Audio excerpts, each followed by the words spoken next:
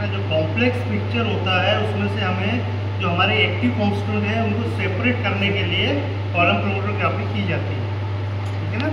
अगर हमें उसका पता लगाना है तो हम पीएलसी से भी लगा सकते हैं, लेकिन कॉलम क्रोमैटोग्राफी से जो कंपाउंड सेपरेट होंगे वो ज़्यादा कंपाउंड सेपरेट होते हैं और प्रॉपर तरीके से सेपरेट होते हैं। अगर जैसे कोई मिक्सचर आपने लिया है कंपाउंड का, अगर वो मिक्सचर जैसे उसमें टेनिन भी है, सेपोनिन भी है, सेपोजेनिन भी है, ग्लाइकोसाइड भी है और अल्कोलाइड्स भी है, हम इतने कंपाउंड के एक साथ सेपरेट कर सकते हैं कि टीएलसी से नहीं कर सकते। सिर्फ हम आइडेंटिफाई कर सकते हैं टेस्ट लगा के, लेकिन हम कॉलम क्रोमैटोग्राफी से उन सभी कंपाउंड को सेपरेट कर सकते हैं, ठीक है।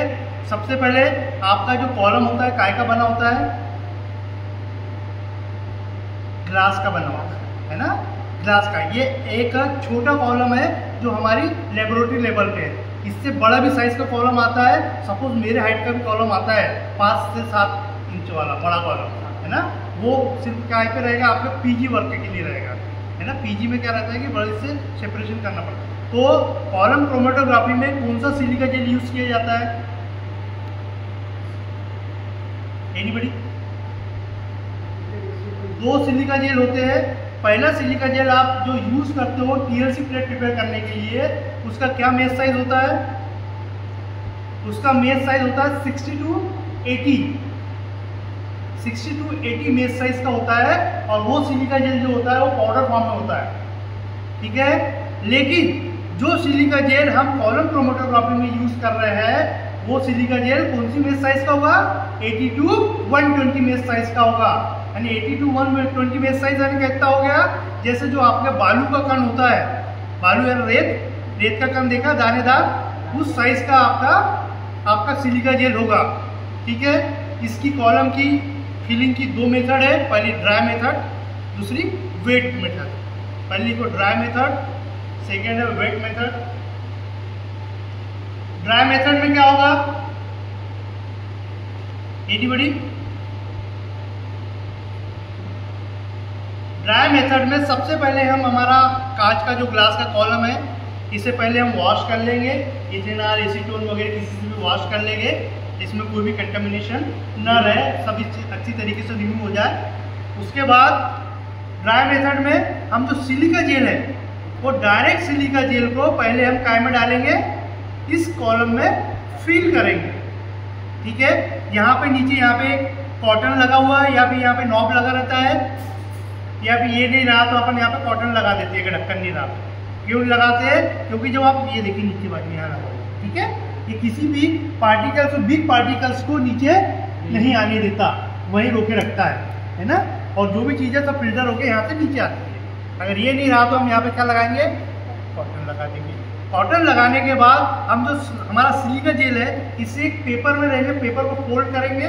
जैसे आपने देखा फुटाने वाला किस तरीके से पेपर बनाता है, इस तरीके से हम पेपर को फोल्ड करेंगे, उसको यहाँ फेनेल रखेंगे और फेनेल में उसमें रख देंगे, या तो फेनेल से डायरेक्ट डाल देंगे, या फिर फेनेल नहीं है, कॉलम का जो माउथ है तो थोड़ा सा बड़ा साइज का है तो आप उसमें पेपर का वो बना के भी सीधा डायरेक्ट सकते हो। लेकिन एक चीज़ है, जब आप इस सिलिका जेल को इसमें डालोगे तो एक ही बार में आपको डालना है, रुक के नहीं डालना है, ठीक है। एक ही फ्लो में आपका कॉलम यहाँ तक के फिल होना चाहिए। अगर आपने जैसे ही बीच में रोका क्या होगा? तो क्या होगा इसमें? पहली बात तो ब्रेक नहीं आना चाहिए कॉलम के अंदर, यानी ऐसा ब्रेक नहीं होना चाहिए, या फिर आजू बाजू बबल्स नहीं आना चाहिए, जिससे कि प्रॉपर तरीके से सेपरेशन नहीं होगा। अगर सेपरेशन नहीं हुआ तो आपका जो कंपाउंड है वो आइडेंटिफाई नहीं होंगे या फिर सेपरेट नहीं होंगे, ठीक है। तो आपने एक ही बार में इसको कॉलम को फिल कर दिया। देन अब इसके ऊपर फिर आपने जैसे होने के बाद आपको ऊपर से फिर कॉटन लगाना है, ठीक है, ऊपर बाजू यहाँ पे, ठीक है, ये कॉटन लगा हुआ है। देन उसके बाद जो आपका एक्सट्रैक्ट मटेरियल है या जो भी एक्सट्रैक्ट है, जिस मटेरियल का आपको कॉलम क्रोमैटोग्राफी करना है, देन आपको उसके ऊपर में इंसर्ट करना पड़ेगा, ठीक है।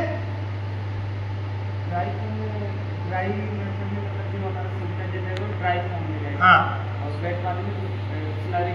वो बता रहा हूँ मैं पहले। अब आपके कॉलम को सॉल्वेंट में चूज करना है। आप क्लोरोफॉर्म प्लस ईथर ले सकते हो, मिथेनॉल प्लस ईथर ले सकते हो। अगर आपने सपोज 100 ml मीथेनॉल लिया। आपका अगर मीथेनॉल प्लस क्लोरोफॉर्म है, मीथेनॉल प्लस क्लोरोफॉर्म, ठीक है।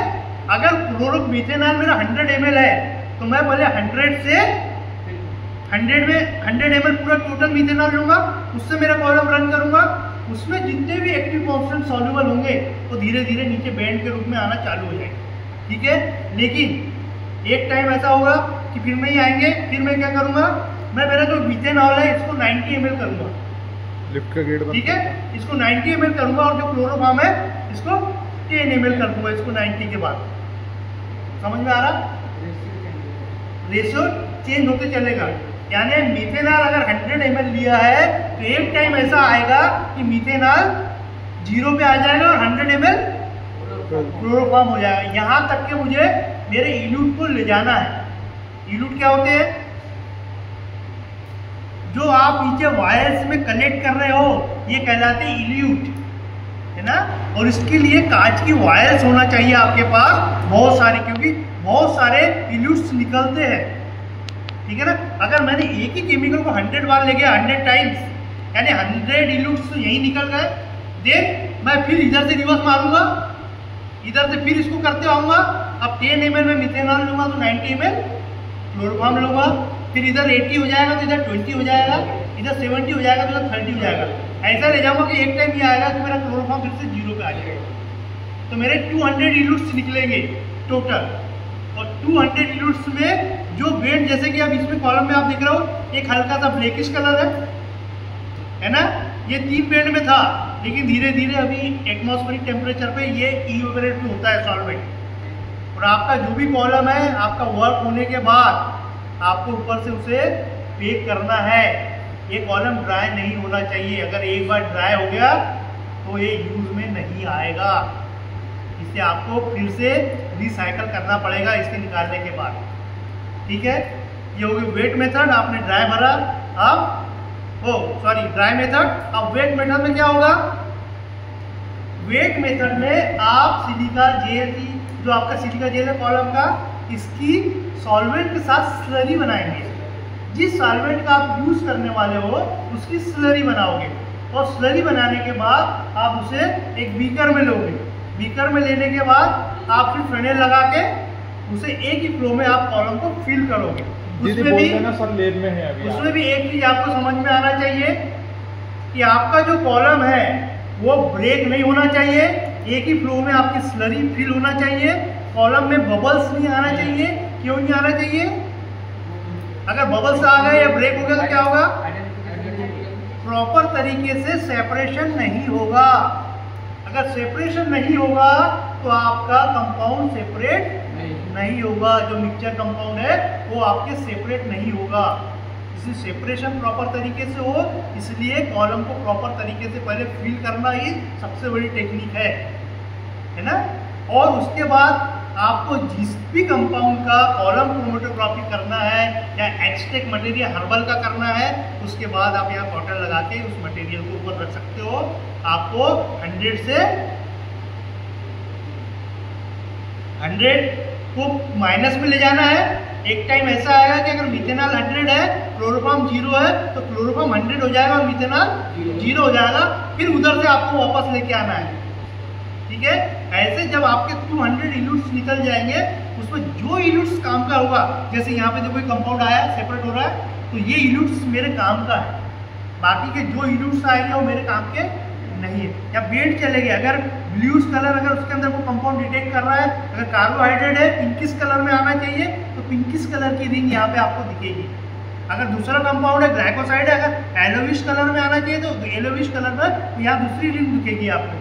यानी एक साथ ये 8 से 10 कंपाउंड प्रॉपर तरीके से सेपरेट करेगा अलग अलग कलर में। उस अलग अलग कलर की रिंग को आपको अलग अलग वायर्स में सेपरेट करना है, और वही आपकी इल्यूशन टेक्निक कहलाती है। उस इल्यूट को निकालने के बाद उसका आप टेस्ट परफॉर्म कर सकते, टेस्ट लगा सकते हो। उसके बाद उसे टीएलसी से आइडेंटिफाई भी कर सकते हो, और प्रॉपर तरीके से कंपाउंड आइडेंटिफाई होता है आपका कॉलम क्रोमेटो के बाद एचपीएलसी पे।